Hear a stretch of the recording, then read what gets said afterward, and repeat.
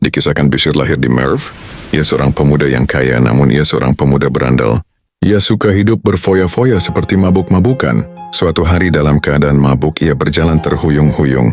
Tiba-tiba ia menemukan secarik kertas bertuliskan dengan nama Allah yang Maha Pengasih lagi Maha Penyayang. Bishr lalu membawa tulisan itu pulang ke rumah. Keesokan harinya Bishr membeli minyak mawar untuk memerciki kertas tersebut agar wangi, kemudian menyimpannya dengan hati-hati di rumahnya. Malam harinya seorang pemuda syaleh bermimpi. Dalam mimpi itu ia mendengar Allah mengatakan, "Wahai Bishr, engkau telah mengharumkan namaku, maka aku pun telah mengharumkan dirimu. Engkau telah memuliakan namaku, maka aku pun telah memuliakan dirimu. Engkau telah mensucikan namaku, maka aku pun telah mensucikan dirimu.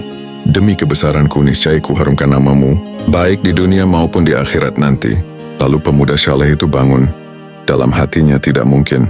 Bishr adalah seorang pemuda berandal. Pemuda syaleh itu berpikir mungkin aku telah bermimpi salah. Oleh karena itu ia pun segera bersuci, salat kemudian tidur kembali.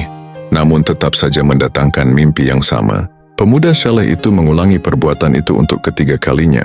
Ternyata tetap mengalami mimpi yang demikian juga. Keesokan harinya pemuda syaleh itu pergi mencari Bishr. Dari seseorang yang ditanyanya, ia mendapat jawaban. Bishr sedang mengunjungi pesta minum anggur. Maka pergilah ia ke rumah orang yang sedang berpesta itu dan menyampaikan pesan dari mimpinya tersebut kepada Bishr.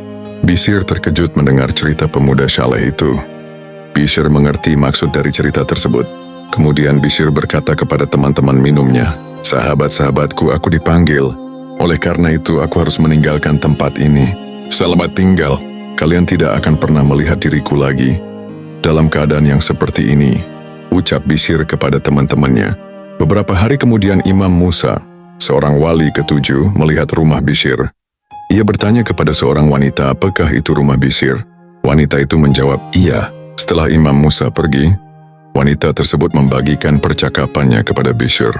Mendengar cerita itu, Bishr langsung berlari tanpa alas kaki untuk mengejar Imam Musa. Ketika bertemu Imam Musa, Bishr menangis dan segera bertobat. Sejak saat itu Bishr berjalan tanpa alas kaki. Ketika ditanya alasannya, ia menjawab, Allah membimbingku ketika aku bertelanjang kaki, dan aku akan tetap dalam kondisi seperti ini sampai aku mati.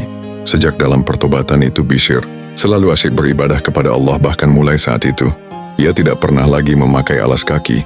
Inilah sebabnya mengapa Bishr juga dijuluki si manusia berkaki telanjang. Al-Hafi.